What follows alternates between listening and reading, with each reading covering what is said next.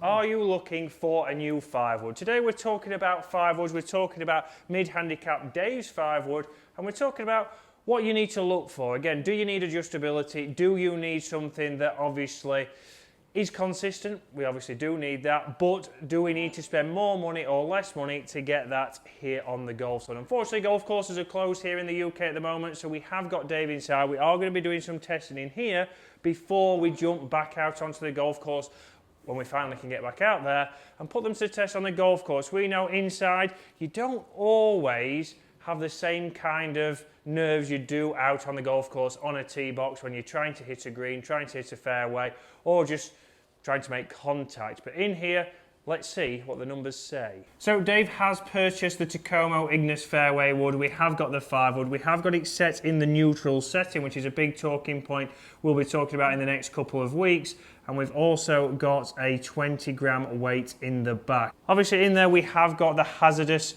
smoke shaft. We have got it in a regular, a 5.0, 50 grams with the Lampkin grip. And Dave has got his Arcos in the end. But Dave, so far, you've enjoyed it? I like it, yeah. As people might have seen in previous videos, I've been hitting it well. I've been hitting it especially well off the tee, so really enjoying it. Yeah, so Dave, obviously we put a video on last week saying is this the best value? Obviously coming in around about £220 as you'll see on the screen. Again, we have got the carbon top, we have got adjustability, not only with weights but also adjustable sleeve, and we've got premium components. So Dave's hitting it well, but obviously for the save, we've got one of the latest fairway woods on the market to test it against. But what does it have to be? It has to be the straightness that Dave is getting right there. Obviously carry-wise 171, going 190. So a very good start there from Dave. Dave, was that a centred strike? That was pretty good for me, yeah. Pretty good, yeah. So again, direction, we've seen on the golf course, and I'll put some swings on screen now, we can see that Dave's been getting a nice penetrating ball flight, not only off the ground, but also off the tee. And this is where you're looking for this kind of club. You're probably wanting it to go, you know, good off both of those options, off the tee and off the fairway. Oh, it's a shame I hit that well, isn't it? I think it was because that ball was there, Dave, but let's see. Oh, right, okay. Is he going to say, Lou, put we're that ready, there. we're ready. I think Dave put that there, everyone. Right, are we ready? We are.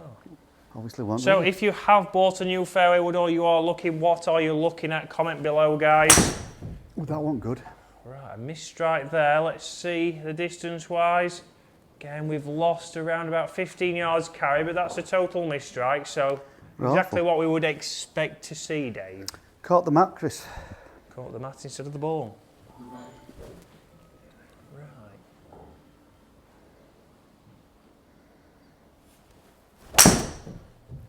Back to normal. Didn't catch procedure. the mat.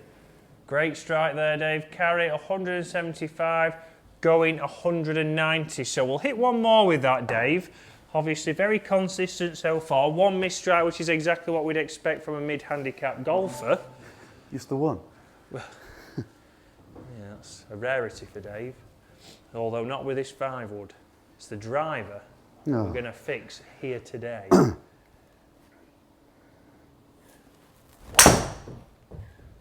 All straightish. Straightish, yeah. We'd take that down the centre line, but again, consistency, 175 going 190. Very consistent there from Dave. But we're going to put that now up against the Qi10 Max. So straight away there is differences in looks. Obviously this is a much bigger profile than the Tacomo. So is this aimed at Dave? Is this the one that he would go to?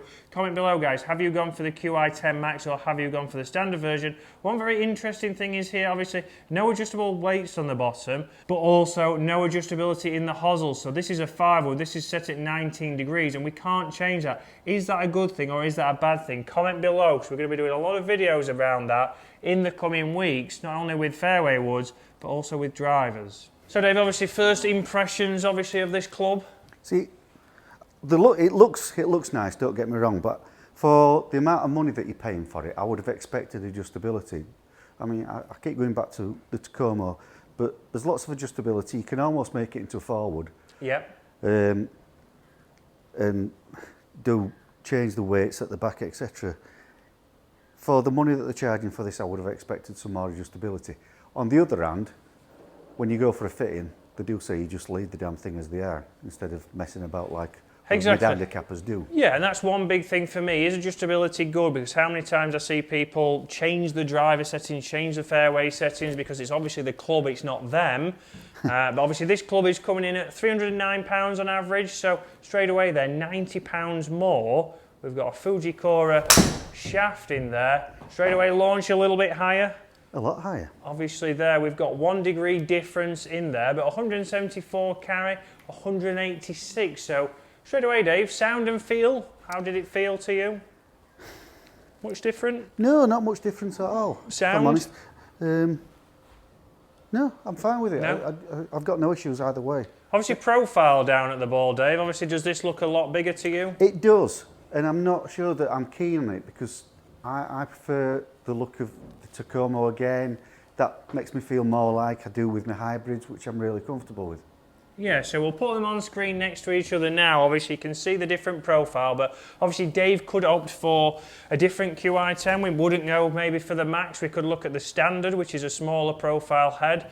Obviously, this gets you that little bit more forgiveness, and even as a 13 handicap golfer, does Dave need that little bit more forgiveness? Potentially, because we all do. But there, obviously, a slight misstrike. That wasn't the best strike in the world, Chris. It wasn't as bad as the bad one with the Tacomo, but... No. So still went 168 carry. Yeah. We've still got some forgiveness, Dave, obviously there's forgiveness there, obviously, by that shot, because it wasn't the best shot in the world, and it's still gone. Yeah, so let's go a couple more now, Dave. And this is where, guys, when you're choosing a fairway wood, think about where you're going to use it on the golf course. Are you going to use it off the tee, or are you going to use it off the fairway? Is it a bit of both? Please don't just buy one for one certain hole. There again, another good strike, 172, going 184. So a little bit shorter, but we know that's because of the loft that the club is setting. So only 1 degree, but that's a good landing angle, but may not play well if he was playing links golf. And this is where the Max version is designed to get you that little bit higher launch. So if you're struggling with your flight, then the Max version could be the one for you.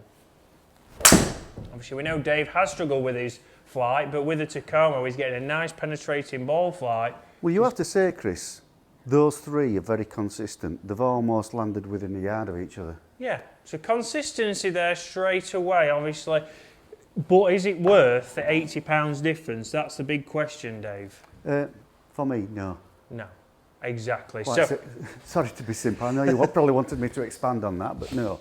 So obviously Dave straight there as a Yorkshireman, no, it is not. But guys, obviously no adjustability on there. It's a big topic at the minute. Obviously, do you want to have adjustability? Do you want to mess around there? There's a lot of things that you can change on clubs now, obviously to make it more upright, to make it flatter, to add loft, to take loft off, which often changes and opens the closes, the face of those clubs. Is that a good thing for you? Because if you don't know where your swing is it good to be able to tinker? That's something that, you know, Tiger didn't always go for something that's adjustable. He went for something that was fixed. He made sure that he got the right loft. He made sure he got the club that was right for him to be able to hit the best shots he possibly could. He didn't want that adjustability to be able to tinker with it. Do you like that? Do you like to change? Hopefully Dave's hit another good one behind me. But guys, hopefully you've enjoyed that. But really think about it. Are you wanting to spend more money to get the same kind of results, or would you go something a little bit cheaper, a little bit more affordable? Not able to test it, but you're still going to get the performance. That's the big thing for you guys. And obviously think about it when you go for fittings. If you do get set for something, some set adjustability, please stick with that.